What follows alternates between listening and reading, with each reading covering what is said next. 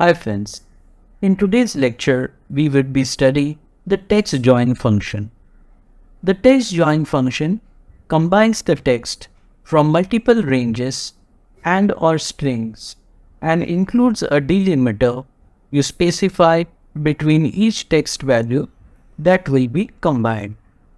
If the delimiter is an empty text string, this function will effectively concatenate the range.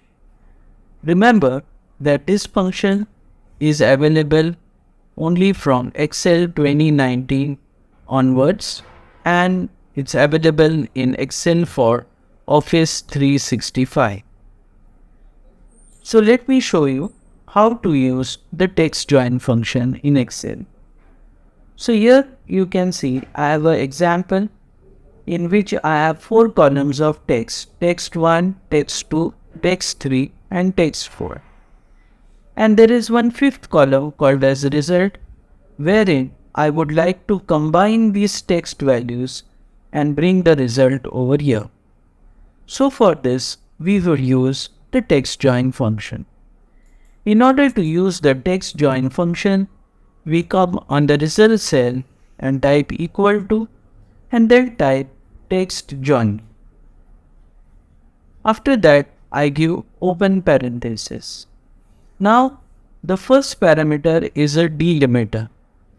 So what is a delimiter?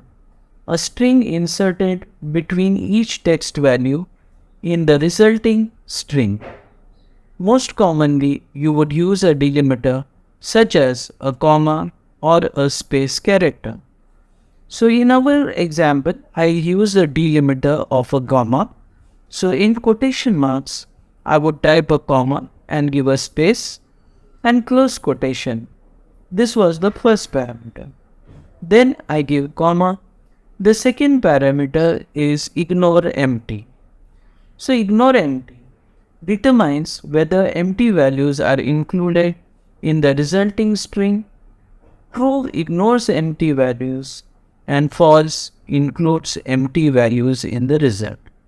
So in our example I will type true so that it will ignore the empty values. Comma. Now it is asking me text 1, text 2, text 3, so on. The strings that you wish to join together have to be specified here, and there can be up to a maximum of 252 strings that can be joined. So this is the first text, comma, second text, comma, third text, comma, fourth text.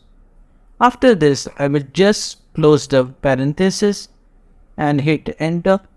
So you can see that it has combined A, B, C and D and shown you in the result.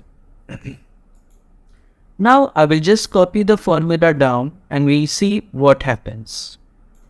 So you can see in the second row it has converted the numeric value into strings and concatenated the extra spaces and brought them together in this format. In the third, it has joined these words IMIND on the web separated by comma. And in the fourth row, you can see it has joined alpha and beta and ignored the blank spaces and thus shown as the result. Hope you have learned something new.